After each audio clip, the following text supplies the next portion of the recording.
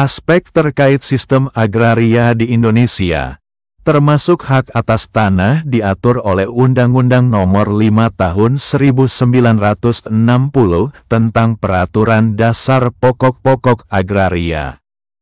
Bila dicermati lebih jauh, ada berbagai aspek penekanan, penjelasan dan manfaat dari masing-masing struktur hak atas tanah yang diatur oleh Undang-Undang Nomor 5 Tahun 1960 ini, yaitu: yang pertama adalah hak milik. Hak ini merupakan hak turun-temurun, terkuat dan terpenuh yang dapat dimiliki oleh orang atau badan-badan hukum atas tanah. Hak milik dapat diperoleh melalui pembelian, pewarisan, atau hibah. Walaupun hak milik merupakan hak atas tanah yang tertinggi dan terkuat, hak tersebut dapat dibatasi oleh kepentingan umum, karena menurut Pasal 6 Undang-Undang Nomor 5 Tahun 1960, semua hak atas tanah mempunyai fungsi sosial. Hak milik dapat hapus apabila tanahnya jatuh kepada negara ataupun tanahnya musnah. Yang kedua adalah hak guna usaha atau HGU. Hak guna usaha ini merupakan hak untuk mengusahakan tanah yang dikuasai oleh negara secara langsung selama jangka waktu tertentu untuk usaha di bidang pertanian, perikanan atau peternakan. HGU dapat diperoleh oleh warga negara Indonesia dan badan hukum yang didirikan menurut hukum Indonesia dan berkedudukan di Indonesia berdasarkan penetapan oleh pemerintah.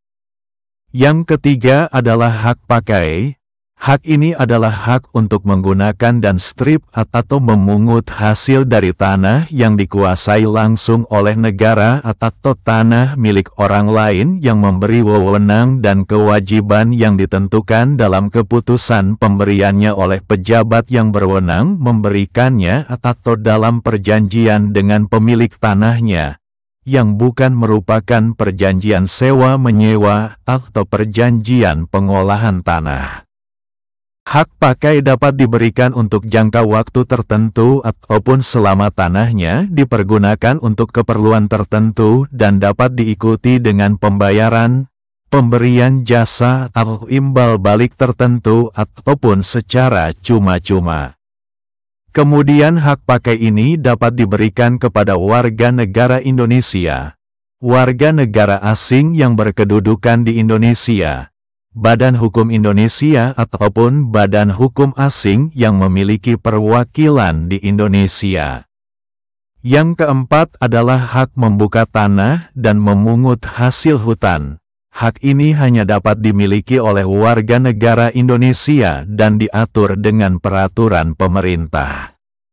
Memiliki hak memungut hasil hutan yang diperoleh secara sah tidak berarti menjadikan pemegang hak tersebut sebagai pemilik atau menjadi hak milik atas satuan tanah hutan tersebut. Yang kelima adalah hak sewa.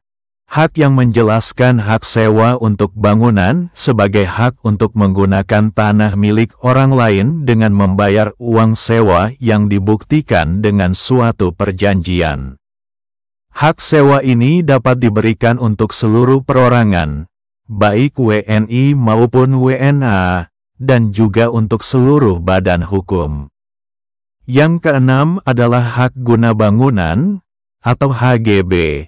Hak guna bangunan merupakan hak untuk mendirikan dan mempunyai bangunan-bangunan atas tanah yang bukan miliknya sendiri, dengan jangka waktu paling lama 30 tahun. Atas permintaan pemegang hak dan dengan mempertimbangkan keperluan dan keadaan bangunan, hak guna bangunan ini dapat diperpanjang kembali untuk paling lama 20 tahun. Penetapan HGB dilakukan oleh Menteri Agraria dan Tata Ruang, Kepala BPN atas nama pemerintah untuk tanah negara atau hak pengelolaan, atau oleh antara pemilik hak atas tanah dengan pemohon hak guna bangunan dengan akta otentik PPAT untuk HGB di atas tanah hak milik. Sertifikat HGB itu sendiri diterbitkan oleh Badan Pertanahan Nasional atau BPN.